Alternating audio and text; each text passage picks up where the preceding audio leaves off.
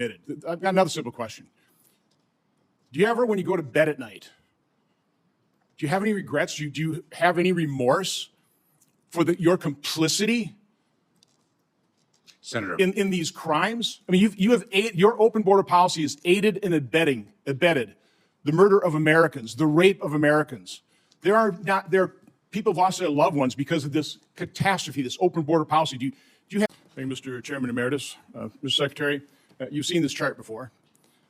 This chart not only shows just the undeniable reality of the catastrophe of your open border policy, but it also shows cause and effect. Dating back to 2012, the unlawful deferred action on childhood arrivals, that's what sparked all the subsequent crises. But I want to focus in the crisis that President Trump faced because of DACA, because of the reinterpretation of the Flores settlement. He was rapidly, the number of apprehensions or number of encounters at the border was rapidly increasing to peak in May of 2019 at about 4,800 per day. By the way, back in 2014, Obama hit his humanitarian crisis when you were part of, when he was Assistant Secretary, 2,200 a day. And President Obama called that a humanitarian crisis. But President Trump took action. He used the existing authority, although weakened by the Flores settlement reinterpretation, he used that authority and he secured the border. By April of 2020, we were down to a little over 500 individuals encountered at the border per day. 500, from almost 5,000. When you entered office, you reversed all those successful policies and you opened up the border and you've created this catastrophe, and it is a catastrophe. 6 million people, more than 6 million people, 31 states have a population less than the number of people you've let in, flooding these sanctuary cities. So I've got a very simple question. Why did you do it? Senator, why did you reverse those policies? Why did you open up the border? Why did you create this catastrophe? Senator, I respectfully disagree with the premise of your question. We did not open up the border. Senator, we enforce the law. We are facing... Do you deny you reversed the Trump policies that had secured the border? No, Senator. You deny that? No, Senator. That is not what I said. We enforce the law. You reversed the Trump policies that had secured the border. Senator, if we can look at your chart, I cannot see the bar graphs. Forgive me, the chair is blocking them. But the former president's Remain in Mexico policy was implemented in January of 2019, and 2019 saw an almost 100% increase in the number of encounters over 2018. And then it went down to 500, and then with COVID, he started expelling people under Title 42, which, by the way, you canceled, and you didn't have to do that. Let me ask you another question. Senator Paul was talking about Lake and Riley. I mean, I on the floor of the Senate, read a list of a dozen people in the last 4 months publicized murders, rapes, a 2-year-old caught in the crossfire, crimes committed by people in this country illegally. That had it not been for your reversing of the Trump policies, for your open border policy, those crimes would have been committed. I've got another simple question. Do you ever, when you go to bed at night, do you have any regrets? Do you have any remorse for your complicity Senator, in these crimes? I mean, your open border policy has aided and abetted the murder of Americans, the rape of Americans. People have lost their loved ones because of this catastrophe, this open border policy. Do you have any remorse? Do you have any regrets? Senator, 2 points. One, very importantly, all of our hearts break for the victims of these heinous crimes and their loved ones. Secondly, the criminals who committed those crimes are responsible for their criminal conduct. They wouldn't have been into this country had you not allowed them in through your open border. Do you ever call up the families of the crime victims? Do you ever talk to Lake and Riley's family? Senator, as I stated previously, all of our hearts break for the loved ones of those who have been lost at the hands of criminal conduct. Good. Okay, so your heart is broken. Do you have regrets? Do you admit your culpability here? Do you admit that your actions have resulted in the deaths and the murders and the assaults of thousands of Americans? I've got the CBP statistics here. Assault and battery up 5.7 times over the last few years what it was in 2020. Homicide up 17 times. Again, these are from keep people in this country illegally. Sexual offenses up 2.5 times. Again, that's a direct result of your actions, of President Biden's actions. quite honestly, of actions of Democrats in the Senate who refused to vote to complete the wall, which would have helped.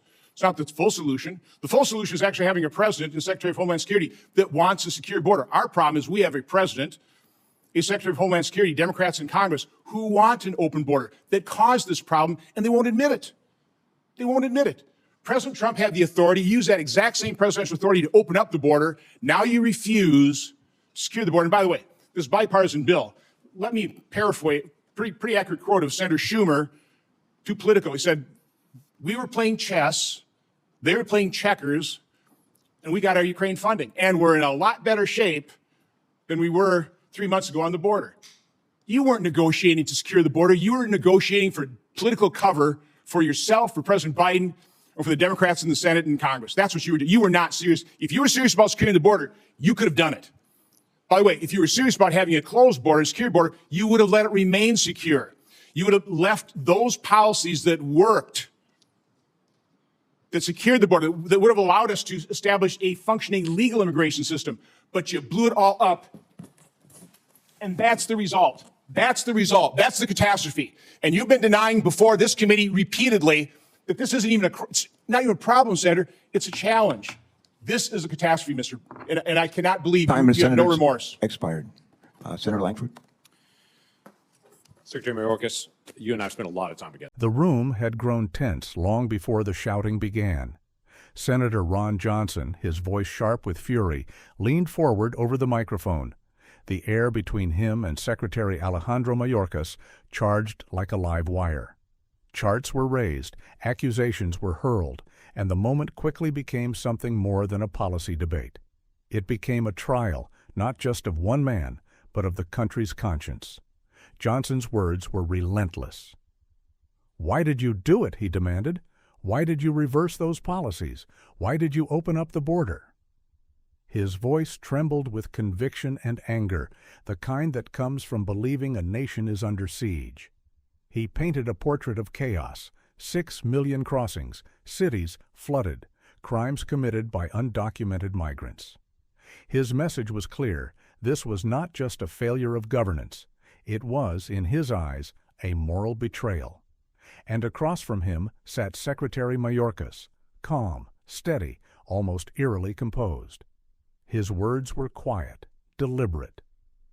"Senator, I respectfully disagree with the premise of your question," he said. "We did not open up the border. We enforced the law." But his composure did not calm the room. It only seemed to ignite Johnson further. Because this was no longer a hearing, it was theater. And like all great political theater, it carried the full weight of America's unresolved identity crisis. Johnson's argument was about more than immigration. It was about fear, the fear that the borders of the country are dissolving, that identity itself is slipping away, that the America once known is being erased. He invoked victims, crimes, tragedy. He asked if Mayorkas felt remorse, if he could sleep at night knowing what Johnson called the catastrophe of an open border policy. Each question struck like a hammer. Each word echoed with accusation. "Do you have any regrets?" he demanded. "Do you admit your culpability here?" And when Mayorkas answered softly, "All of our hearts break for the victims of these crimes," Johnson cut him off. "Your heart is broken.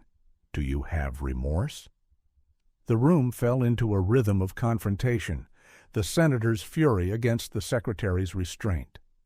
But beneath the shouting, a larger struggle was taking shape, because what this moment truly revealed was not just two men at odds over policy, but two competing visions of America's moral responsibility. One vision, embodied by Johnson, sees the border as a moral line, sacred and absolute. Crossing it without permission is a crime against the nation itself, a violation that must be met with force, not compassion. To him, the immigrant is not a symbol of hope or hardship, but of disorder, a danger to be contained. The other vision, represented by Mayorkas, sees the border as a space of law, yes, but also of humanity. A place where desperation meets bureaucracy, where every decision must balance security with decency. For him, The crisis is real, but not the one Johnson imagines. It is not the catastrophe of invasion. It is the catastrophe of a world in turmoil, driving millions to flee violence, poverty, and climate disaster, and of a system struggling to manage it. In this hearing, those two visions collided, raw, unfiltered, before the eyes of the nation. Johnson's words were fueled by anger, but also by genuine conviction. He spoke for millions who feel abandoned, who believe government no longer defends them, who see in every migrant story not human tragedy, but national decline. That fear is powerful. It drives politics, reshapes elections, and redraws the moral map of the country. Mayorkas's restraint, on the other hand, reflected the lonely reality of governance. That policy is not poetry.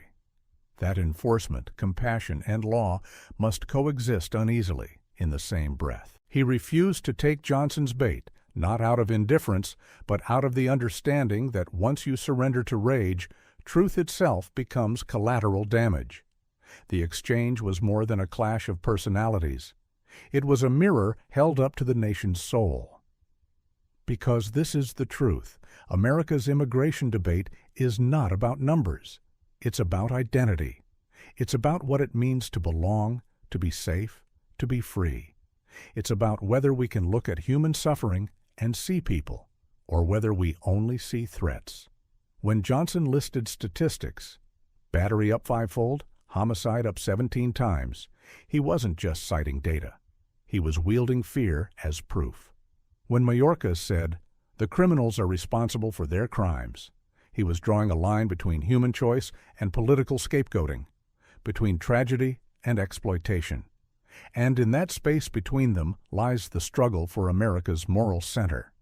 Because the truth, the uncomfortable truth, is that the border crisis is real. The system is broken. But it is not broken because compassion exists. It is broken because politics has replaced policy. Because truth has been consumed by outrage. Because we have forgotten that governance is not vengeance and security is not cruelty. What played out in that hearing room was not just anger. It was despair. A country exhausted by fear, by misinformation, by the endless cycle of blame that leaves no room for empathy, no space for solutions. And yet, amidst the shouting, a question lingers. The same question that has haunted America for generations. What kind of nation do we want to be? One that builds walls higher and hearts harder, defining safety by exclusion. Or one that faces the complexity of the world with strength and humanity, remembering that our greatest power has never been in closing our doors, but in living up to the ideals written on them? The hearing ends, the microphones click off, and the senators file out. The arguments fade, but the consequences remain. At the border, in the shelters, in the families torn apart by fear or by law. And in that silence, one truth stands clear. The border is not just a line on a map. It is a test of leadership, of justice, of who we are when faced with the suffering of others. Senator Johnson's anger, Secretary Mayorkas's restraint, both are pieces of a nation at war with its own reflection. But beyond the noise, the question endures. Not who's to blame, but who will lead with conscience. This is liberal freedom. We stand for truth over fear, for reason over rage, and for an America that remembers compassion is not weakness, it is the highest form of strength. Subscribe to liberal freedom, support our work, and never stop asking the only question that matters: who are we becoming?